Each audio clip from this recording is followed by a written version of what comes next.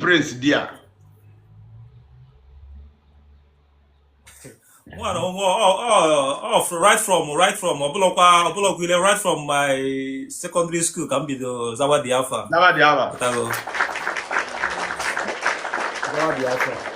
Okay. My brother, go ahead. Okay, yeah,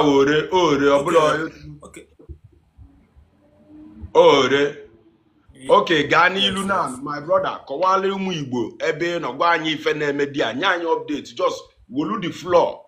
My Atolamuna Atom Kid like I give brief Umuigbo about China, Kediye name na China. Okay, Bishop, I'm very, very happy. I'm very, very happy. So, at least, I'm the opportunity to especially Umuigbo. If it happen on this particular site, I'm very, very happy. So, every one when I go to China, I've been China last year. So, although before I'm China, I just go to Simon already in China. So, already in China, watch many things all go. Come, me see all in China. Man, I do to somebody. I don't know Bodo. So, he have me fan around Bodo. The one thing now Bodo you go with the army fan around Tibata. So, man, based on that, na more than one boy in my business. I'm a business na buy. So, eventually, you Qatar come to Legia before. So, agent gidi make it visa Qatar. So, abu no motor Qatar. So, some that's China. No, I connect maybe man alone na China. So, more than one so somebody well learned. There may inquiries. Make say some research email online. Chop that now. What if it happen na China when it come to work? No rather na China. So man, based on na mo and woman make a business na buy anyway, and na if dey bo fu ye me, I don't number talo moto olu, no na me my business. So mbato obodo, oge mbato obodo. Fuko obodo si ede, na China abule egwu achọta ba n'aka agba. In fact, obu na isi dike bato China. In fact, e nwere ike like this ara agba gị. So mo abatakwa obodo, fuko obodo si ede. Buy into my switch into my business because even now so motorcycle pass can now na buy. Okay. So more switch into motorcycle pass. Because what was the update na my status on my Facebook? What was the mad updates? I saw them on the mafia na. So the mad of Tawagi. And one thing about this life, na even na one them mad ebo money no kudaka go ocha. Emujoko na mado kamado emujoko na mado ediko ego mado. So okay matalobodo. So based on kam na them mad si di na buy. So her trust bido nyo kwa ego na fa na business for na enyo like first business mgbe mbata China mmadụ ka lobi nyem almost 20 million naira so mo zo oli afia with trust. I was very very shocked mgbe this man nyem that money. So after na the man nyem the 20 million naira so mo zo oli afia mo anu oga ka mbia feel was at home na mabata go n'obodo. So some of my friends mo na fa no si na fa ma akwụkwọ obodo mụ asị mba n'ebe ndị mmadụ ebe mmadụ kara obi trọst m nye m 20 million na nzụọrị afịa na maybe na in the future na nke dị n'ụka nsị ka m bido nwa akwụkwọ obodo and akwụkwọ China abụla egwu ụmụaka. So oge nne m akwụkwọ anụgo m na China getting to 1 month because 1 month visa ka a na-enye 1 month visa ka a na-enye because ịma na o nwere one thing nchọ ka ndị mmadụ malụ agent na-emelụ ga akwụkwọ ya agwagasị gị na ịbata China na-enye gị 1 month visa and ya na-eje extension biko achọ m ka onye ọbụla dị aware ọ bụrụ na iji Chinese visa bata obodo ife ya enye gị bụ 1 month visa and after that 1 month visa ihe eje first extension enwere ike enye gị ife dịka 2 weeks or 1 week after then enwere ike ije ọzọ asị gị na wana ya enyezi gị extension and nke wee eziokwu na authority China when it come to ọ bụrụ na ijiri akwụkwọ dị very very tough. Agwa gị ebe anyị nọ n'ime ana n'obodo a ha dị too much. Ndị be anyị nọ n'obodo a ha dị too much.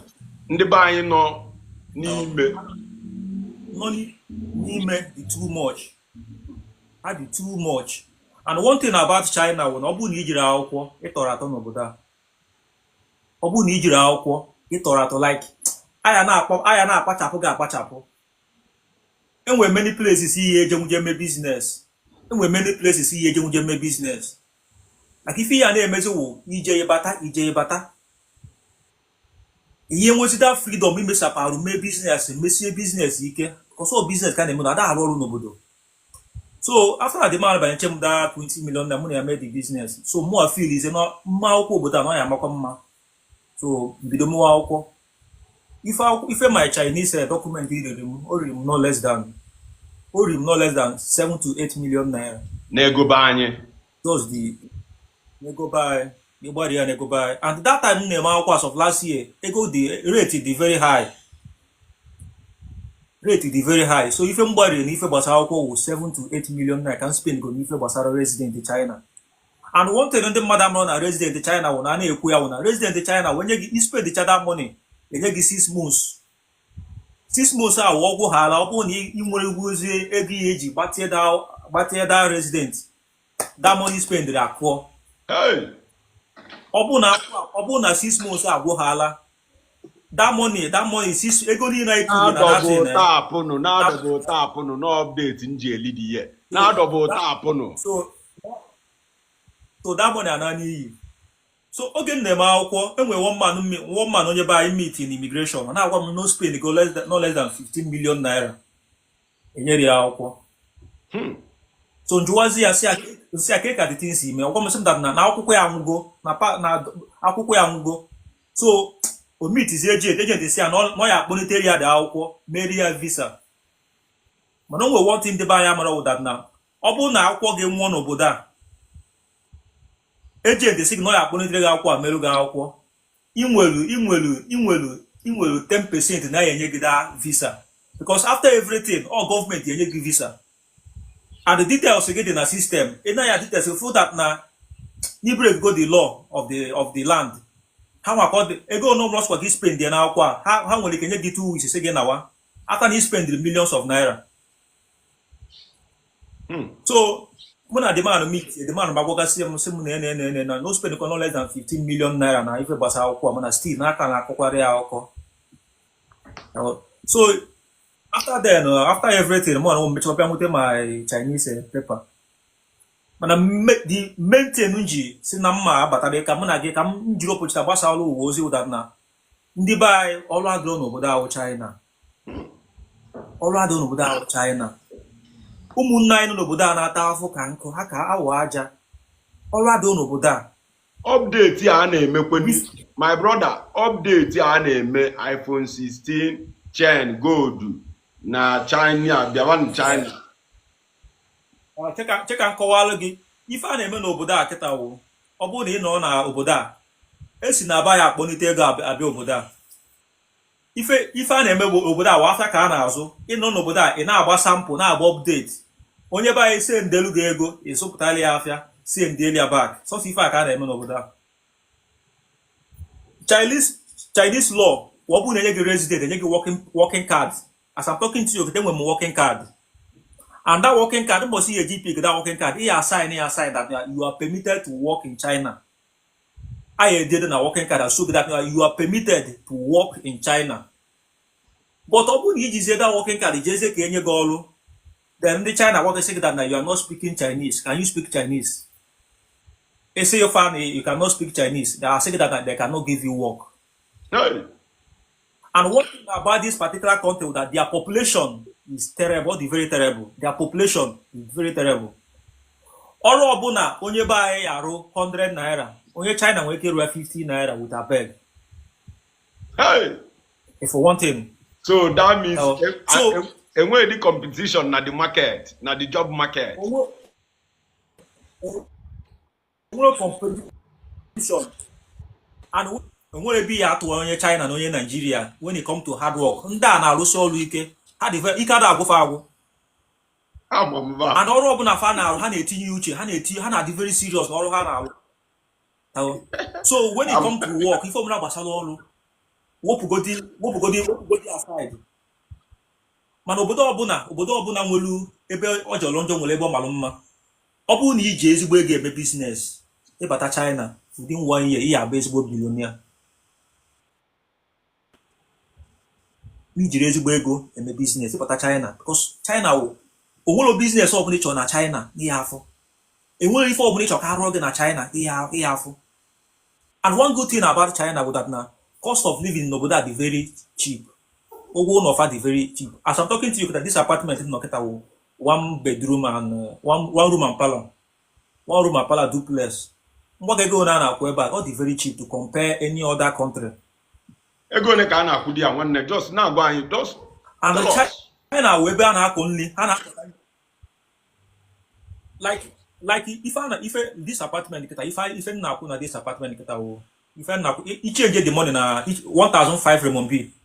You change our money on up to 300 something thousand every month. 200 and there. If you're na side 300 and something thousand naira every month. Okay. Yes, 300 and something thousand. One room and parlor. Well furnished. So if you're if basal if in fact in on China ago. That is one thing about China. In on China ago. Ndị a na-akọ nri ha na-akọ nri. In fact nri ka dị cheap na obodo a karịa ebe anyị. Ọkụkọ Igbo enwekwela ọkụkọ Igbo. Ha nwere ọkụkọ. Mba. Ha nwa ọkụkọ ha nwere ọkụkọ Igbo mana ha nwere normal this normal agric ọkụkọ a na-ata na be anyị. All this broiler na ndị odi ha nwere ya wee. In fact ije ebe ndị be anyị na-ele nri n'obodo a anụ a etire gị na nri ị ya ajụ ma ọgụ a ka etinyere nke a ka ọ gịnị. Okay, ka anyị kwọrọ ndị be anyị na-ele nri na China. The very first game batara obodo a jiri ebe ndị be anyị na-ele nri. In fact anụ etere m na nri sef na-ajụ ma ọmụwa ka etere. In fact ọ bụghị ife a na-ele eli jụọ onye ọbụla nọ China ife ọbụla na-ele eli dị cheap na China. Cheli nwanne anụ ahụ etili gị dade ịtacha dị anụ kwugodo eziokwu. Atachara m dị anụ. Atachara m dị anụ. So ebe m na-agbata ụkwụ na ife gbasara China. Ife gbasara China n'ife a na-ele eli ọ bụrụ na ị bụ onye ji ego chọrọ ịbịa bi na China mee business. Ife a na-ele eli abụrụ problem. Like accommodation abụrụ problem. Abụrụ problem. Ha nwere nke a wee ha nwere nke ọfụma. Then ka m na-achịkwa azụ na side ife gbasara ọrụ si ọrụ asịrọ. One thing about China wụ na China visa so na one of the cheapest visa mmadụ nwere ike ime obtain. Ịbata obodo a kịta ya afụ some of our brother may go apply visa to some of these big country. Ha mecha apply those visa ọ bụrụ na enweta nwuru ya ha ma apply China enyefa the visa once. Do you know why? Because China bụ ebe a na-azụ afịa ha chọrọ ka ebe azụ afịa na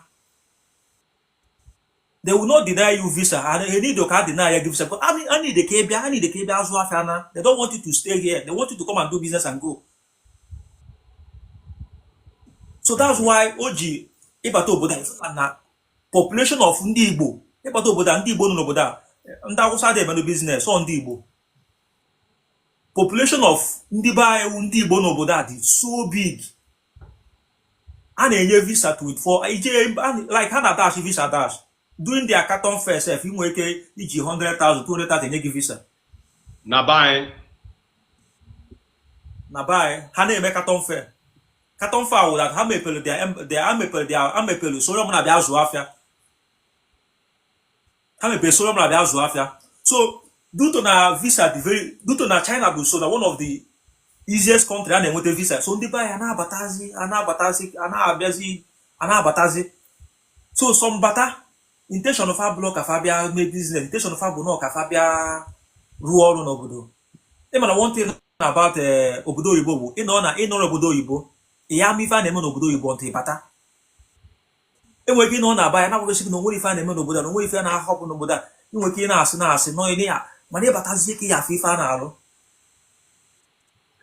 So that's one thing n'obodo oyibo. So my brother ịbago n'ife a na-alụ na ịbago n'ife a na-alụ na mba ọ bụ for mụ na onwe m abata m like I told you before abata m China so luckily as onye nọ into business ọdịrọ m hard ọdịrọ m like I don ụmụ kirikiri afọ atalọ m ya epic m up because as I'm talking to you enwe m shop na buy ana m eme business ọfụma So I don't have any problem with the. I don't have any stress. A woman stress. As I'm talking to you, get a more and woman get Portuguese visa. Get a Portuguese visa. From Chile, my brother. You just game apply. My brother, only went to Ejoye. Inwe resident na China up here. Yes. With that resident inwe. Yes. With that resident inwe. Yejimu resident yes. Je another country not yekwe back to China. So yes, or if I can call it. Yes. You want a Chinese resident. What the French can call one thing again take it. Open no will any big country. Open no any big country or from Nigeria.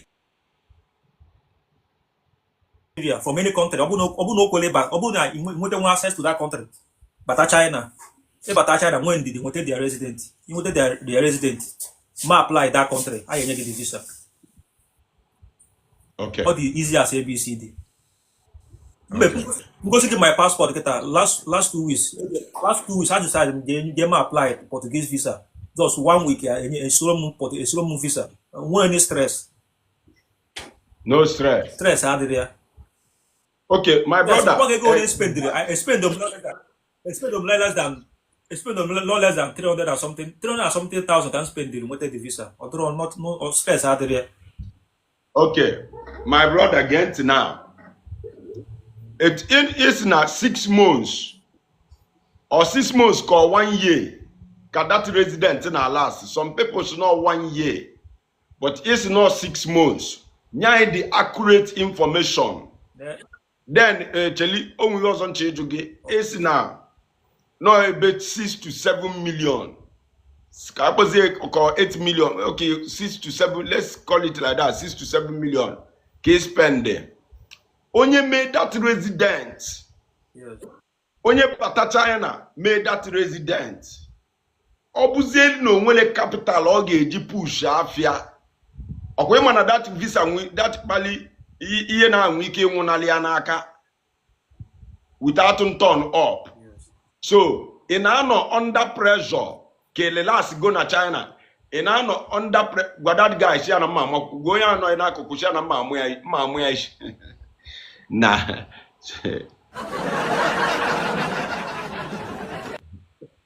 Ogina nwanyi obodo no. Mba bro emu ya no. Onwe gini ano. Mba we emu no. Avo makia my brother don't worry onwele IGM. Don't worry onwele problem gini ano good. Shi aye woftes na akia onwele Anu avo makia onwele anu be nwanyi obodo. Ama okay biko iwe wona maka nwunye ino na ba. Enugo nwanyi na ba. About to get married. About you. Or maka oyi gi nwa. Oyi Asia Prince. Onwe kwe nwaanyị amvo na lumie. Ozo bi rewind ba video. Iche ke ma na onwe aka onye ya bụ ọkwa we bishi olafukwa bishi na anọkitakwa kachi afọ. Okay. My brother. Equal 7. My brother, Kevin Emes in a no. Kevin Emen.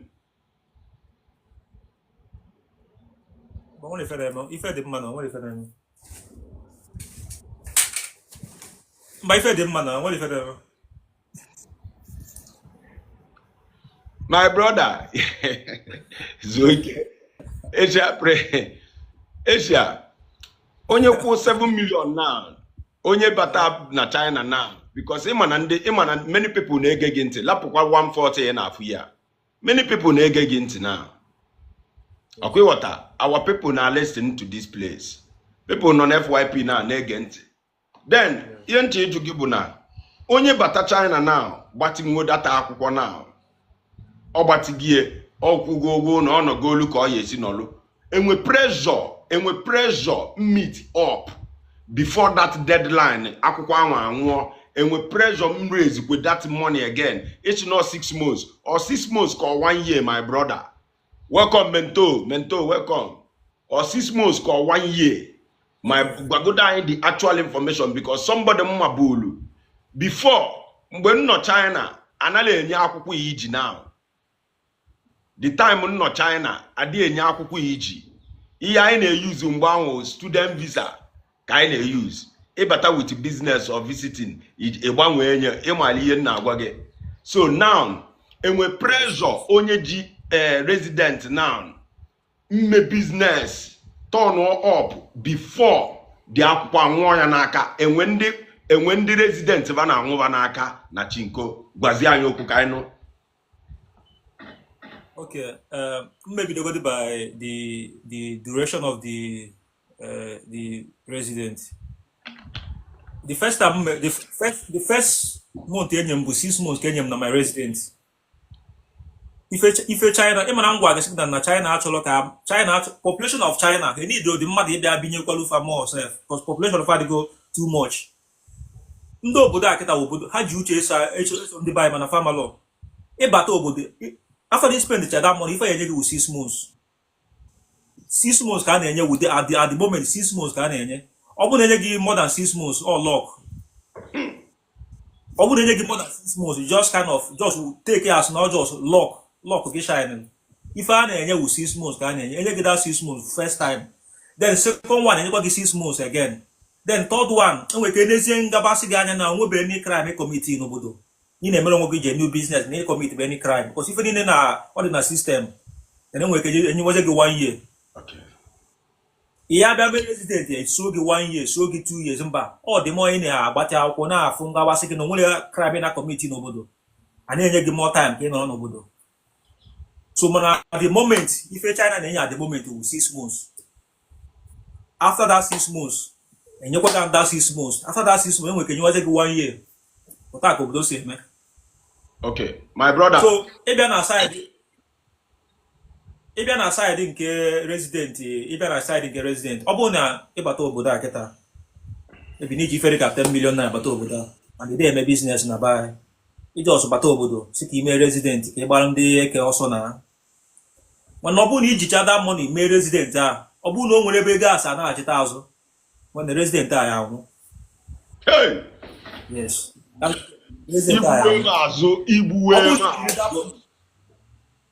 bụrụ na ijiri that money mee resident o nwere ebe ego asị a ebe isi generate kwa more money ego a ya anwụ that resident ya anwụ because ịgbati resident at least ọ ya ericha gị no less than 2 million something or 3 million naira depending on agent na-agbatịrị gị akwụkwọ. O nwere some people a na-erikwa ọ karịa ego na mana mụ aja ọsọ na-agbakọ based on ego ole nke mụ riri m because onwe onye obodo ya emit ka ọ gbatịrị gị agwụ nwe ka ọ nakarịa gị 3 million something or 4 million depending on agreement unu sef. So ọ bụrụ na ị na-eme business na bai nwere business ị na-eme ji that resident ime ọ bụrụ na enwere ebe gas a na-achịta azụ that resident ya anwụ.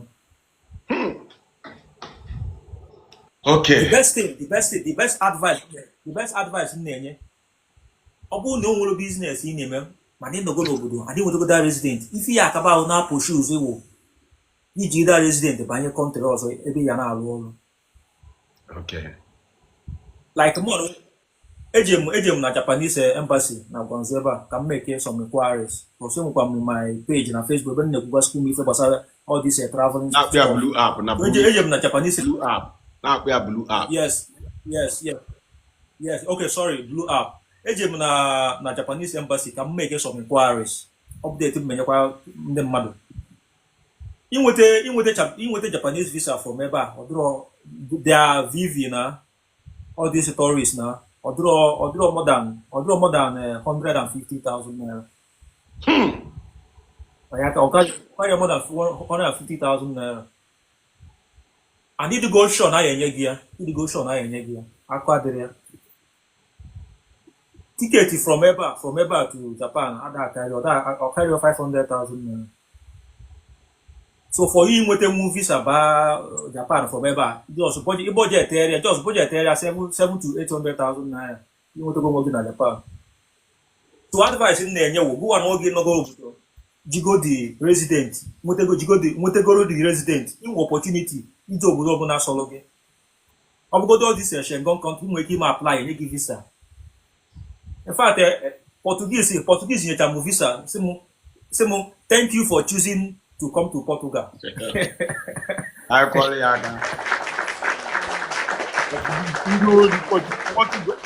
Portuguese ndị oli weghachi thank you ka bịa lie ego ndị oli.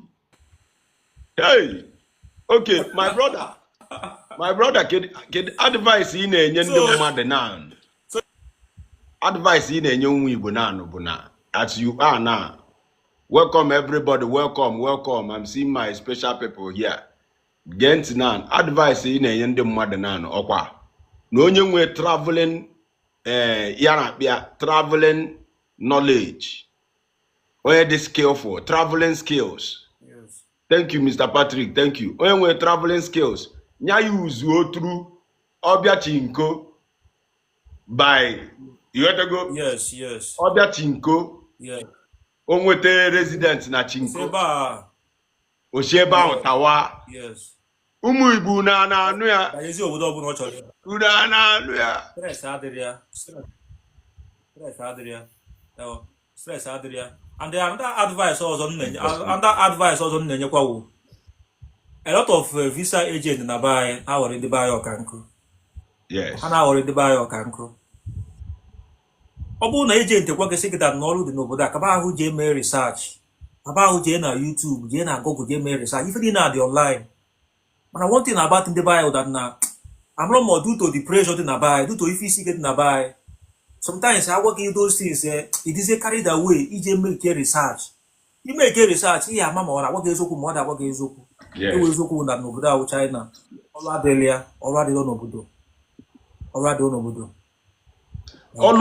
Their language. What about Olunkuzi? Olunkuzi di Vumbaibia. Olunkuzi akade kwa kita. Bonibel, thank you for the gift.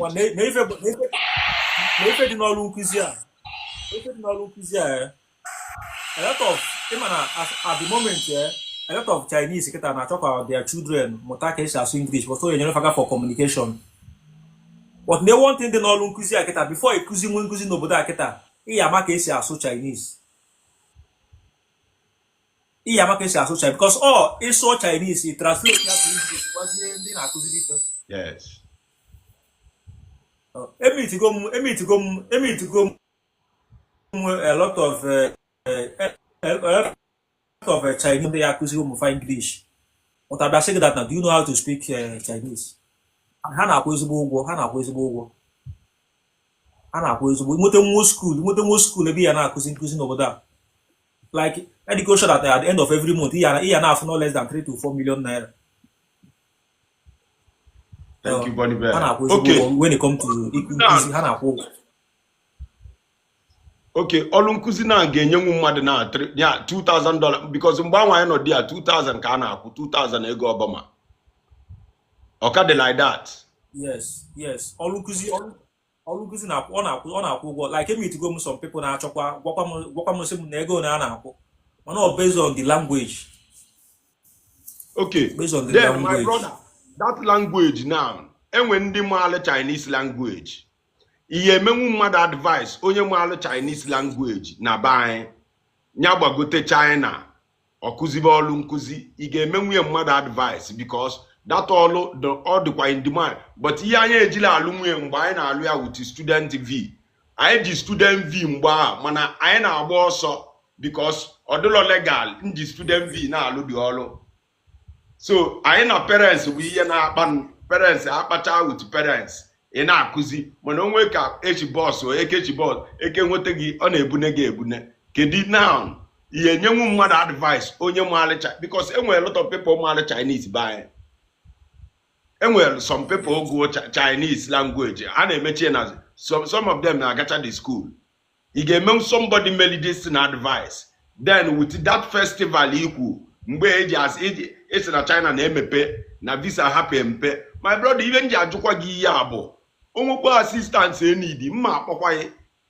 onwekwa ihe ikwu na visa dịkwa very cheap na ịmago olu the last time mmadụ na-agwakwa m visa galala ọnụ during the onwe ife a onwe ife Chinese na-akpọ carton fair. During that time visa na dị cheap, ha na-emepe visa na dị cheap, mana ọ based on na ọ bụrụ na ịmara ife a na-arụ ndị ejenti ejiri opportunity a rie gị, visa na dị very cheap. Like in fact ọ bụrụ na onwe onye nọba anyị kịta, ọ bụrụ na onwe onye nọba anyị bịago China before na-achị chọọ ịbịa China kịta, like inweta IV from ebe a ọdịrọ dị 100,000 naira. Mana ọ bụ na your first time inweta IV ebe ọ gọọmenti IV ka ihe eji abịa for the first time, and gọọmenti IV a ọ da agala ọnụ mana inweta ya na-afịa alụ. Mana second time individual ga-enyenwu gị IV. Yes. Onye nwe resident a ga-enyenwu mmadụ IV. Yes. In where reason like enwe company. Oh, that company can you apply this